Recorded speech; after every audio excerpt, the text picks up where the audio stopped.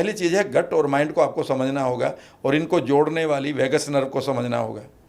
बहुत सारे लोग गट के लिए दवाइयाँ खा रहे हैं, न्यूट्रिएंट के रूप में भी खा रहे हैं। हाँ, वो कोई वह यूजलेस है।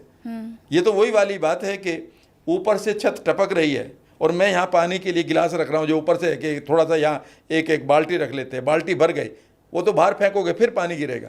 आपने उसको क्यों नहीं ठीक किया?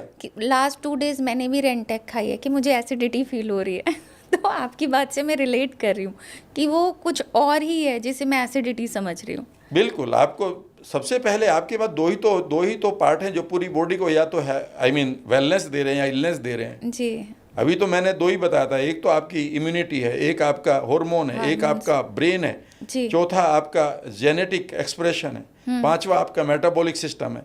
और ये पांचों की पांचों चीज़ें जो रिलेट, जिससे आपकी 100 के 100% बीमारियां हैं, 100 की 100। जी जी जी।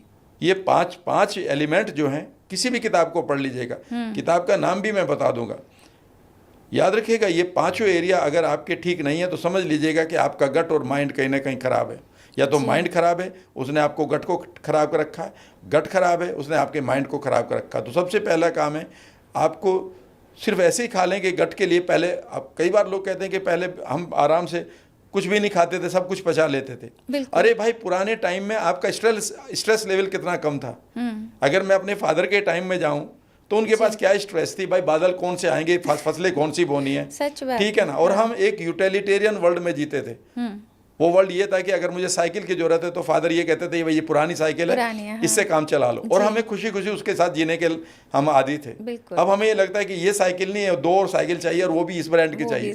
यानी कि अब हमारे पूरे के पूरे कॉन्सेप्ट ही बदल गए। हम यूटिलिटेरियन वर्ल्ड में नहीं रहते, अब हम एक डिफरेंट वर्ल्ड में रहते हैं। तो हमारी जो स्ट्रेस लेवल है वो पहले वाली नहीं है। दूसरी बात, लोग कई बार कहते हैं कि हम पहले जो खाना खाते थे, पहले जो गेहूं आप खाते थे वह 1.5 मीटर ऊंचा हुआ करता था। अब जिस गेहूं को आप खाते हैं वो सिर्फ 35 सेंटीमीटर ऊंचा है। अच्छा, ये इसमें भी चेंजेस हैं? आपको मालूम है पिछले 70 सालों में गेहूं को 1500 बार बदला जा चुका है, उसके कंप्लीट जीन बदल चुकी है। वो गेहूं जैसा दिखने वाला गेहूं है। अच्छा। वो जिस तरह से हमारा मिल्क बदल चुका है जी।